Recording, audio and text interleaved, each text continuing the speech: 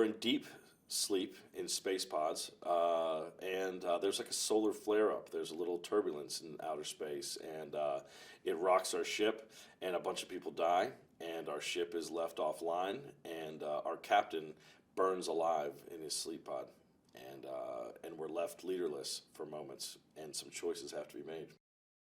This was more just straight horror. The moment you read it, it just gets off onto a dark start, and just the feeling of dread is like overwhelming. It's just one bad choice after the next, and you just see everyone just get picked off one after the other. And it really reminded me of the first Alien film. And yeah, I got the script and like breezed right through it. I couldn't put it down. I was so stoked to see kind of what happened. And yeah, it's a dark, dark story, and but the horror in it is what I think people are going to really respond to.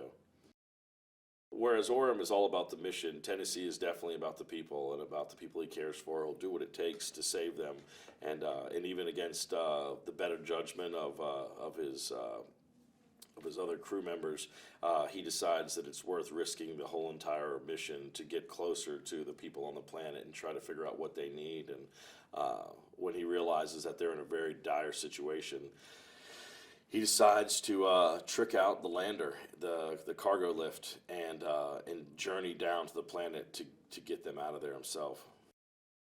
He's got boundless energy. He's so passionate and excited about what we're doing, and to be the guy who helmed the first Alien, it's awesome just to hear the stories about what those guys went through and what he was thinking when he was making that film, and to be making something that's in those footsteps. It's cool.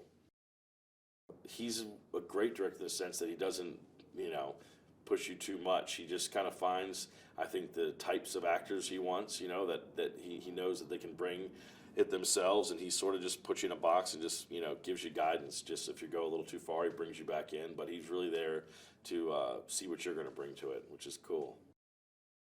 It was wild to walk onto the set of this, and you're like doing scenes with him. It was very difficult actually, because I've never acted with anyone who's an android in a movie before. So you're delivering lines to them, and he's just looking at you dead face, just not reacting to anything you're saying, and that actually was like would make me laugh a lot. So I had to stop looking at him when I would talk to him, and then I could feel like he was kind of zeroing in on me, just staring at me with android eyes. And so I just never look at Fassbender in any of the scenes I'm with in him.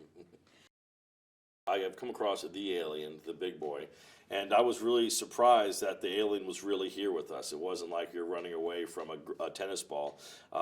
It was scary, like being in the scene and it's all dark, and then you see the door open up and it's just like, oh shit, there he is, here he comes, and yeah, it was pretty awesome.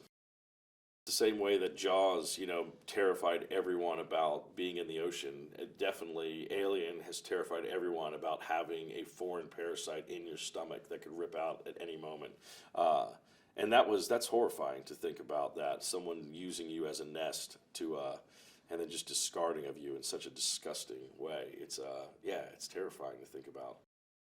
I love the aesthetic of what this spaceship looks like. Everything from the terraforming bay and all the construction equipment. Yeah, it's just mind blowing. The fact that we're in these spaceships for real. The cockpit of the Covenant was the first set that I walked onto. And as soon as you look down the circular hallways, it feels like it's an Alien movie right away.